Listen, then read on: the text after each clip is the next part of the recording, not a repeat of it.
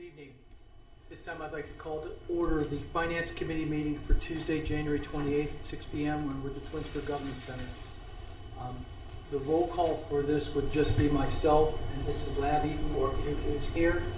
There are only 3 members, and we know that Mr. Bellman, who also is on this committee, is not available this evening. The next item on our agenda is the election of the chairperson and the vice chairperson. This time I'd like to make a motion to nominate Karen Labby as chairperson. You have to second it yourself. There's only 2 of us. I will second that. Okay, all in favor? Aye. There we go. And now you are the chairman and you are running the meeting. Okay. So you need to elect a vice chair. I would like to, at this time, elect Bill Fury as vice chairman of the... I'll second it. Thank you. All in favor? Aye. Congratulations, Bill. You're now vice chairperson. Pardon? I thought I was going to get it. You... Hey, if Mayor Scafidi wants my spot. I'm fine. It's not the first time he's asked. I have enough work to do. All right, Thank is you. there any audience participation? Jonah? At this time, I'd like to move to approve the minutes. November, did you read the minutes, Bill? I did, and they looked wonderful because I was at that meeting. So I was at that meeting as well, so we I are... make a motion that we approve the minutes as it's submitted. And I will second that. Okay, all in favor? Aye. Sorry. Just say- All in favor? Aye. Aye. The minutes for November 26th have been approved. Now we're going to turn it over to Christina, who is going to give us a presentation of the year-end 2024 with goals for 2025. Christina, the floor is yours. All right, thank you. Good evening, everyone. It has been a busier than I'd like January, but unfortunately, that's just kind of how it goes at this time of the year. So we had a phenomenal 2024. The general fund at the beginning of the year, our beginning fund balance was $21.5 million. We ended the year at $25.1 million. So we increased our fund balance by $3.6 million. Now, all of our funds, the total, we started the year at $38.5 million. We finished the year at $39.6 million. So some of that can be attributed to, we transferred $600,000 to the fitness center. At the beginning of the year, we had estimated $55,000. I think, I'll just rehash, we had an significant increase in healthcare for the fitness center in 2024. We also had phase 1 and phase 2 of the design phase for the pool pack, so those were both transfers. And then we also we're obviously working on the pool pack project. That's not part of that $600,000, but that's what the $600,000 is contributed to. We had estimated to transfer $115,000 to the Glen Eagles Golf Course. This is the second year in a row that they did not need any subsidy, so they had another phenomenal year. Mm-hmm. So regarding the golf course, is the lease payment for the clubhouse on a separate account than the Glen Eagles Golf Course, or is that included? It's included. Great, thank you. We did transfer $675,000 to bond retirement, so that's our just general debt of the city. We transferred $900,000 to capital improvement. We had estimated to transfer $1.5 million, so there was some leeway there. Same thing with the street construction and maintenance. At the beginning of the year, we had estimated $850,000. We only ended up needing $141,000. Part of that is to certain bids, certain projects. If a bid comes in lower, you're not going to need all of the money. We do have a fund balance in there, so you use some of that. And we did provide $223,000 for economic development incentives. That's the top in the CRA programs.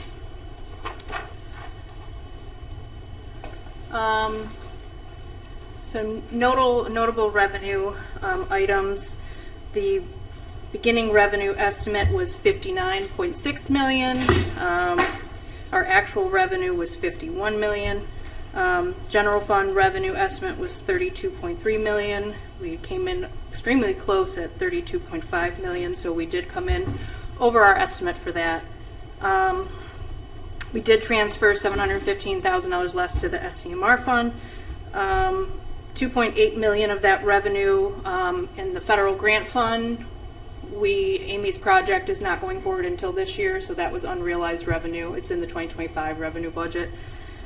Same thing with the state grant, 1.4 million. Those projects were moved to 2025 again, so unrealized revenue in 24.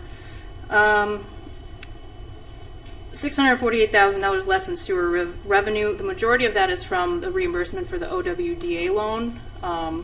You put the money. It's a weird concept where we hire BNN to do the work. They do the work. We pay the invoice, and then we get reimbursed from OWDA for the invoice. So there's a reappropriation of the money that we need to spend for the remainder of 2025, and then we also get a reimbursement for that money. So it's a strange concept, especially considering that we've already made the first repayment on that design phase as of January 1st.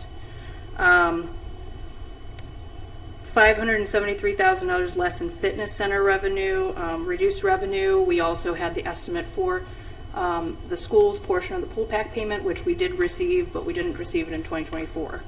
And same thing, $1 million less in transfer to the capital improvement fund.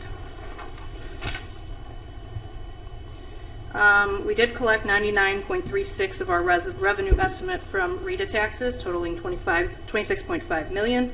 Also in the general fund, summer camp fees we had an increase of $31,000. So we did increase our revenue estimate for 2025, increased camp enrollment. Building use fees at recreation. I know that the Parks and Rec Department and the Fitness Center are starting to rent rooms again. So we started that in 2024. We took in $19,000. So I don't know if that is a generous number or not, because we haven't, last year was the first year that we started doing it, so I don't have any, or restarted doing it, so I don't have any historical information beyond when I started here. EMS billing fees, we've had a significant increase. We took in $928,000. That was $185,000 over our estimate. Interest income, we ended up with $678,000, which is $142,000 more than our estimate. So interest income is steady, it's good. Obviously interest rates are going to be, they're looking at cutting another 0.5% this year, so we'll see how that pans out, but so far everything is going well with that. And we did have the final, well, we will have one more, but this was the major ARPA transfer.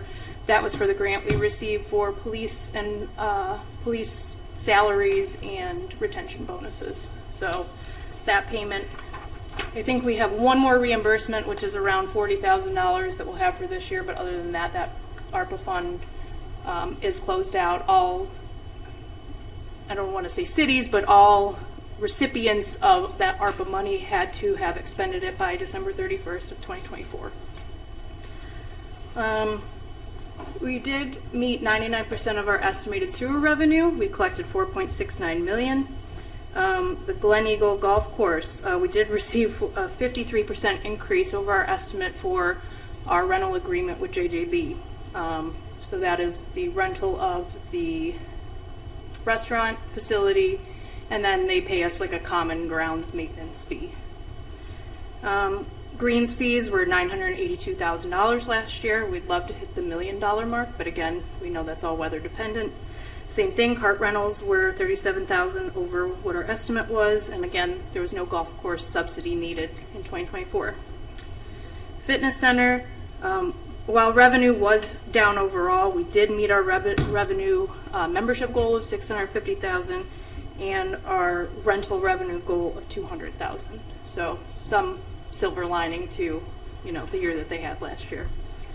And capital improvement, Fred does a great job on gov deals. We did collect $125,000 from the sale of surplus vehicles. Now on to expenses. Our estimated expenses for all funds was $61 million. We actually only spent $46 million. So most of that, I would say, has to do with some of these larger grant funds that we didn't expend the money. We did, I don't want to say save, we did underspend 4.8 million in the general fund. 400,000 of that we do have in encumbrances. We did have a large amount of carryover encumbrances at the end of 2024. I want to say in 2023 we had maybe $150,000. We have like 4.5 million, and the majority of that is obviously due to carryover infrastructure projects that didn't finish by year end. Let's see. We did spend 4.8 million less in the general fund than what our estimate was. Let's see. Overall, between all departments, departments use 90% of their available budget. So spending, I would say, conservatively, but within our estimate of where we saw them at the end of the year. Healthcare expenses were 3.5 million between all funds. 2.6 of that is the general fund. The only healthcare expenses that aren't covered in that are employees in the sewer department, fitness center, and the golf course. This is an increase of 12% over 2023. We spent 3.1 million in 2023. We didn't have the greatest year. I think we knew that, but we expect that our costs will be at least the same, if not a little bit more, for 2025. Utility expenses for all departments were 930,000. This is a 3% increase from 2024. Capital Improvements Fund, we spent 2.6 million, and encumbrances at the end of the year were 3.6 million, which the majority of that was due to those carryover infrastructure projects. All right. I don't know if everyone remembers at the beginning of last year, was very hopeful to start a new format for Finance Committee, and I laid out the goals that you will see in front of you. Unfortunately, sometimes we don't meet all of our goals. We spent all of last year without a payroll person. We just recently made an offer, and she accepted, and I tentatively say that because we've done this before, and until she is sitting in our office, it's almost like you won't believe that it's true. So, I'm worried she get a raise where she's at. Probably. So it's one of those things where you're cautiously optimistic, but obviously payroll is a very important part of what we do. If we don't pay people, then they're not going to come to work. So I will say that it happens every other week, so it's not something that you can let go by the wayside. So I will say that has taken up a decent portion of time. I will say that I did want to implement quarterly updating. I think that I did a good job with that, keeping everyone informed where we are. We did implement changes to our banking services. So every week, finance staff were printing checks, stuffing envelopes, and sending them out to whatever vendor we had to pay. We switched our contract with Huntington to where now Huntington, on our behalf, contacted all of our vendors, and they said, will you accept a virtual payment? So it's pretty much like a one-time credit card. All of the vendors who said yes, they got signed up for it. All of the vendors who said, we'll take an ACH payment, we signed them up because they're only charged 25 cents. Good. And we get a kickback on this. I'll get to that. And then Huntington, for those vendors who still want a check, sends the check for us. So we save on postage, envelopes, printer, all of that stuff. It is a smaller fee, but now that postage is 50 cents an item, that's a big cost. Mm-hmm. Anyone who does pay with a virtual card, we get a rebate on that. So we did sign up, like we pay workers' compensation payment. Monthly is $19,000. We pay that on a credit card. So we get a little kickback for each of those vendors that we can pay with a credit card. So granted, it may not be substantial, but you're making money on money that you're spending. 1 or 2 points? Where do you get it? I want to say like monthly, depending on what it is, it's maybe like $200-300. Okay. But we're saving by not spending money on postage. We don't have to buy check stock. I mean, we still have it for the occasional, like if we have to pay an employee, we're not going to send the file to Huntington and then say, okay, in 3 days you'll get your reimbursement check. But that was pretty time consuming, and Jennifer has done a really good job being the contact. It is a big change for some businesses because they think that they understand what the virtual card does, but I don't think necessarily they understand. Huntington may not have walked them through, or maybe their bank didn't walk them through. So she's done a really good job dealing with our vendors, making sure that that runs smoothly. And then improving on our budget and capital improvement presentations. I think we've changed the budget presentation a little bit. Capital improvement, I'd like to make some improvements. I actually have an implementation call Thursday. If you remember when I did the budget presentation, the Finance Department is getting a new online budget software. So the whole presentation will be available when the next budget book goes up online. So residents can go in and they can go, I don't really care to see what all these other departments are doing. I want to see what the service department's doing. And they can go right to the service department's budget, and it'll give them nice, graphs and numbers, and department heads on the back end will have the capability of adding a narrative about their department. Like, I'm Dennis Sidlowski, service director. We have this many full-time employees. They can put stats and information. And the goal of the budget book software is to GFOA, which we send our annual report to every year, also does a budget one. So you can get a national award in budget presentation. So the goal of the software is to prepare everything you need to submit for that award. So that is something that would be a goal for 2025, but we need to see how the software gets up and running and see how department heads like it. Updates to 147. I know this is something that myself and the HR director and the law director have been trying to do. It's a lot of overhaul. You have 3 different opinions on things, so we haven't quite gotten there. And same with financial and purchasing policy updates. Just haven't had the time to dedicate to it like I'd like. I would love to get better education about purchasing policies to, everyone on council, to department heads. Again, it's just not really the time to dedicate to it at this point. Oops, go back to that. That was the end of the presentation. I know that I did provide the quarterly reports for expense and revenue for 2024. I think we pretty much covered everything in the PowerPoint. Did anyone have any other questions on PowerPoint or anything with those reports? It was a nice format. Very simple, easy to read. Thank you. Agree. I would say goal achieved.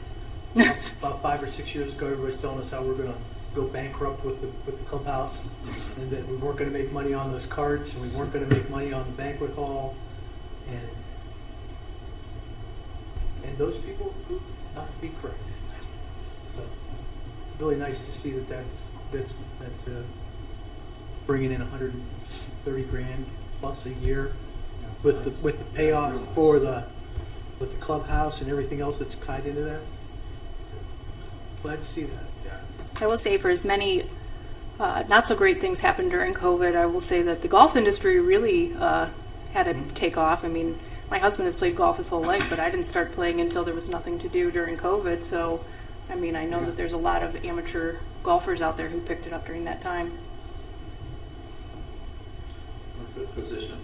We're in a very good position right now financially. I mean, we've got some huge projects that we're doing, as everybody knows, to the tune of probably 20 million. And then $2.5 million on a new fire truck. But But you're talking about the service garage and the no, I'm Wastewater. talking about the wastewater wastewater treatment plant. plant, the upgrade? Yeah, and then the roof and the pool pack over Sure. there. By the way, one of the pool packs let go last week. I don't know what that means. It froze, the pipe froze on that day, and we had a mess inside the fitness center. I mean, just Did it rained. explode or something?